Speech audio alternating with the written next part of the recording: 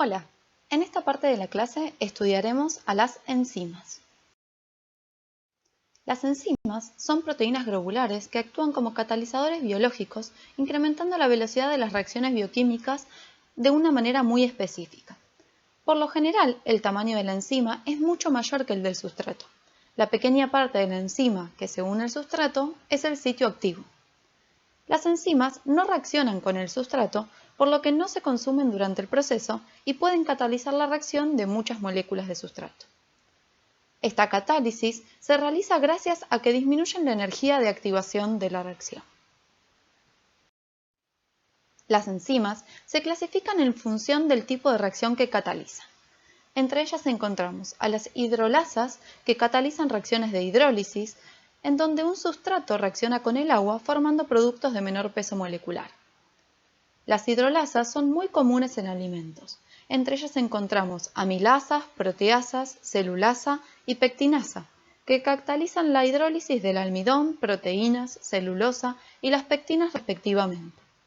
También se incluyen a las lipasas, que catalizan la hidrólisis de los triglicéridos en una reacción donde pueden intervenir 3 moléculas de agua y se obtiene glicerol y 3 ácidos grasos como producto. Por otro lado, las oxidorreductasas catalizan la reacción de óxido-reducción, en donde un sustrato actúa como reductor y otro como oxidante, obteniendo como productos compuestos oxidados y reducidos. Un ejemplo de estas enzimas en alimentos incluye a la glucosa oxidasa y a la catalasa. Esta última cataliza a la vez la oxidación de una molécula de agua oxigenada a oxígeno y la reducción de otra molécula de agua oxigenada a agua.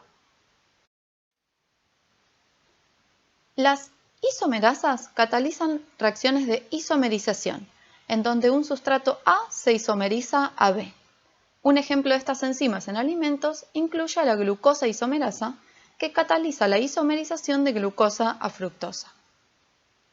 Las transferasas catalizan reacciones que involucran la transferencia de un grupo de una molécula a otra. Por ejemplo, un grupo B que se transfiere del sustrato A al producto C.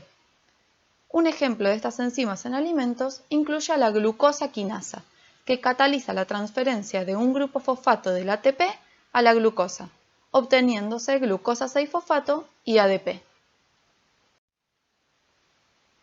Las liasas catalizan reacciones que involucran la ruptura de un enlace, partiendo de un sustrato y obteniéndose 2 productos. A diferencia que en una hidrólisis, en estas reacciones no se involucra el agua. Un ejemplo de estas enzimas incluye a las descarboxilasas, que catalizan la ruptura de los grupos carboxílicos de la molécula, obteniendo la molécula descarboxilada y dióxido de carbono. Finalmente, las ligasas catalizan reacciones que involucran la formación de enlaces, partiendo de 2 sustratos y obteniendo un producto.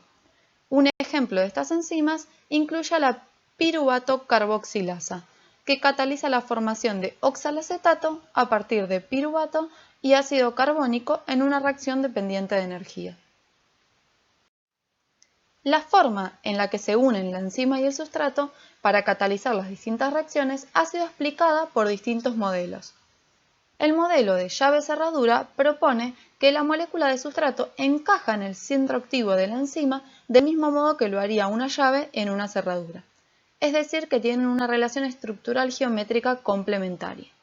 Sin embargo, este modelo falla al explicar la estabilización del estado de transición del complejo enzima-sustrato que se logra con las enzimas. Por otro lado, el modelo de encaje inducido sugiere que el sitio activo de la enzima es una cavidad flexible que al interaccionar con el sustrato se adapta y ajusta a su estructura, formando un complejo enzima-sustrato estable en ese estado de transición. Existen varios factores que afectan la actividad enzimática.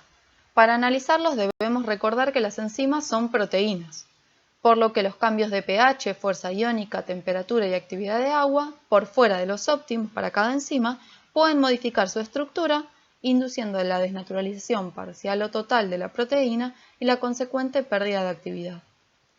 Los efectos específicos de estos agentes ya los charlamos en la clase de proteínas. Por otro lado, las enzimas pueden interactuar con iones o moléculas que regulan su actividad. Entre ellos encontramos los cofactores que permiten la actividad enzimática y los inhibidores que la impiden. Analicemos esto en detalle. Los cofactores son componentes no proteicos, termoestables y de bajo peso molecular necesarios para la acción de la enzima. Pueden ser iones metálicos como hierro o magnesio o una molécula orgánica como una vitamina. En estos casos, cuando la enzima es inactiva, se la denomina apoenzima. Y cuando el cofactor es una molécula orgánica, se lo denomina coenzima. Si es un ion metálico, se lo denomina simplemente cofactor. Cuando la apoenzima y el cofactor se unen, la enzima adquiere la capacidad de catalizar la reacción y se la denomina holoenzima. El cofactor puede unirse a la enzima para completar el sitio activo, interactuando también con el sustrato, como en este ejemplo, o puede unirse a otro sitio de la enzima, induciendo un cambio en su estructura que da lugar al sitio activo necesario para la reacción. En ese caso, el cofactor no interactúa con el sustrato. La acción de las enzimas se puede ver afectada por la presencia de inhibidores, que son moléculas o iones que impiden la acción catalítica. Y estos pueden ser inhibidores competitivos cuando se unen al sitio activo de la enzima, por lo que bloquean la unión del sustrato a este sitio activo, o pueden ser inhibidores no competitivos cuando se unen a la enzima en un lugar diferente al del sitio activo, y a través de esa unión modifican la capacidad de la misma para catalizar la reacción. En este caso, el sitio activo se encuentra disponible y el sustrato se puede unir, pero la proteína no presenta actividad enzimática.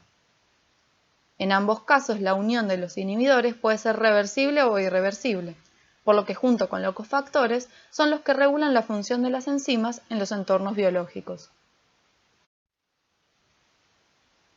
Finalmente, las enzimas en los alimentos pueden estar en forma endógena, es decir, que están presentes en forma natural, como las vegetales o las animales, o pueden ser exógenas, es decir, que son adicionadas para cumplir alguna actividad específica. A lo largo de esta asignatura estudiaremos la acción de diversas enzimas endógenas, como por ejemplo la polifenoloxidasa en aroma, sabor y color, las calpaínas y catepsinas en carne y productos cárnicos, y las amilasas en panificados. Además, estudiaremos la acción de distintas enzimas exógenas, como por ejemplo la transglutaminasa en panificados, proteasas en productos cárnicos y el cuajo, que es rico en la enzima quimosina, en la producción de quesos en productos lácteos.